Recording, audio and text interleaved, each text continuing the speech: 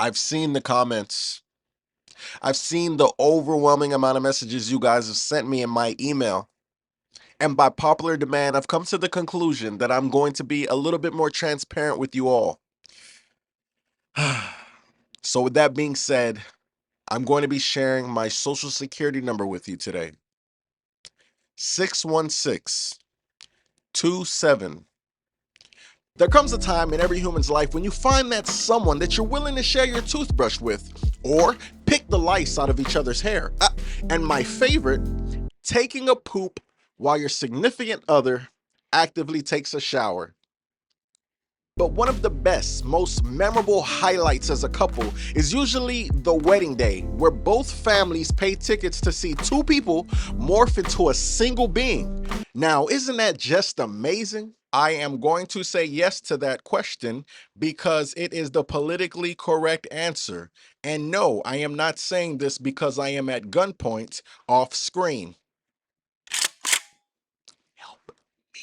Well, unfortunately, everybody doesn't get a happy wedding. A couple in Glensdale, California was robbed of $60,000 to $80,000 on their wedding day by an absolute stranger posing as a family member. In the grand scheme of things, it's kind of crazy that it worked, but neither family member are going to recognize which side of the family he's on, so that's already confusing. And get this, you want to talk about a well-executed plan? He mingled and hung out at the reception for 90 minutes, and apparently hit up the bar and got himself a drink. Oh, and to all my night workers out there, no need to worry yourself. The couple reportedly said that he tipped the bartender, so his priorities were still intact, although he was waiting to rob the place. Boy, just trying to rob these newlyweds feel mentally taxing.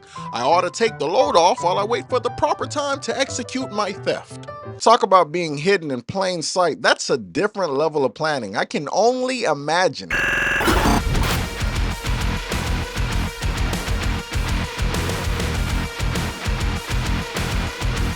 Wow, this reception party is amazing. By the way, who are you? Me? I'm Bronson. You know me. I've been around forever.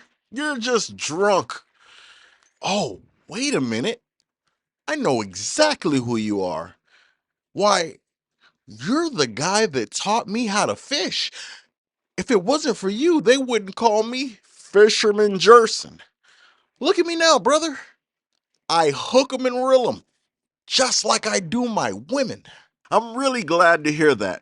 And it's a really great opportunity that we get to be here in support of our boy Marcus.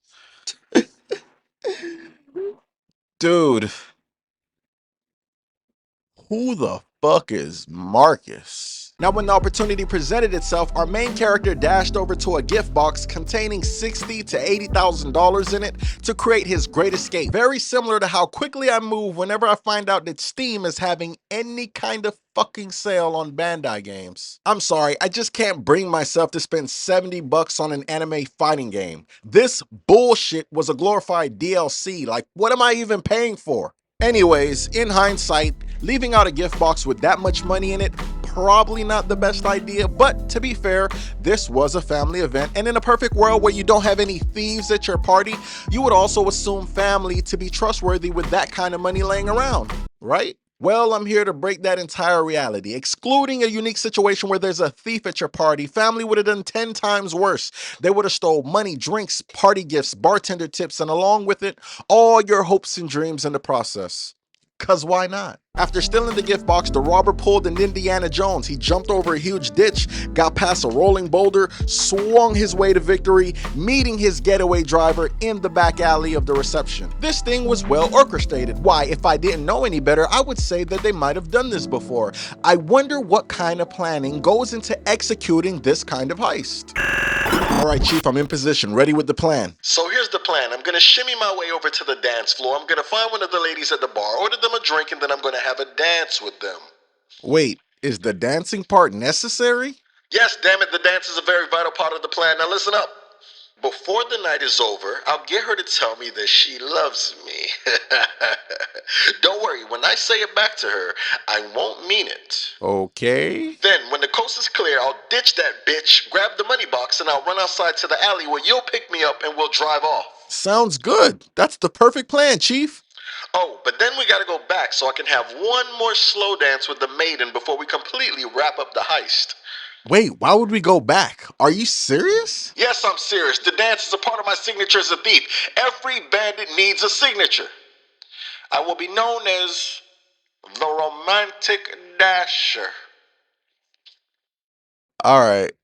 Whatever, bro. The distraught family created a $5,000 cash reward to catch these two characters, and they also pleaded everybody online not to create a GoFundMe account over this whole ordeal because the goal was less about recovering the money and more so about catching these two thieves. Very genuine of them, considering that these days someone trips and falls on their shoelaces and they've already put up a $10,000 goal for shoelace replacements. You don't understand.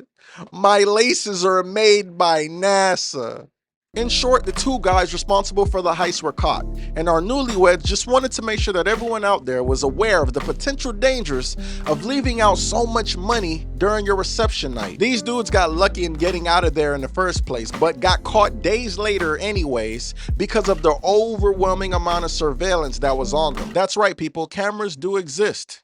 And in case you need any proof, I'm using one right now as we speak. What's even worse, when the police searched the robbers' home, they reportedly found narcotics and weapons, which made their situation 100 times worse than just crashing a wedding. You know, in hindsight, since everything in hindsight is always better, you could have just crashed the wedding, had a couple dances, had some free cake, and take your ass home.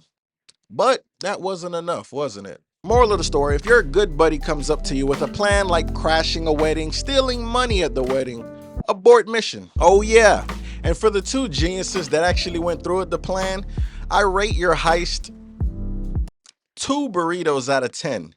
Stealing money from a wedding? How unoriginal. That's like so 2010.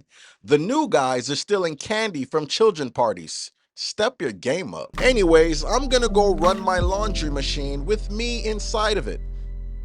This has been JRSIN'S Oddity Review. Like and sub up, or I swear to God, I will upload another video. I will keep posting bullshit on this platform. Don't play with me. You have the power to make me stop. All you got to do is like and sub up.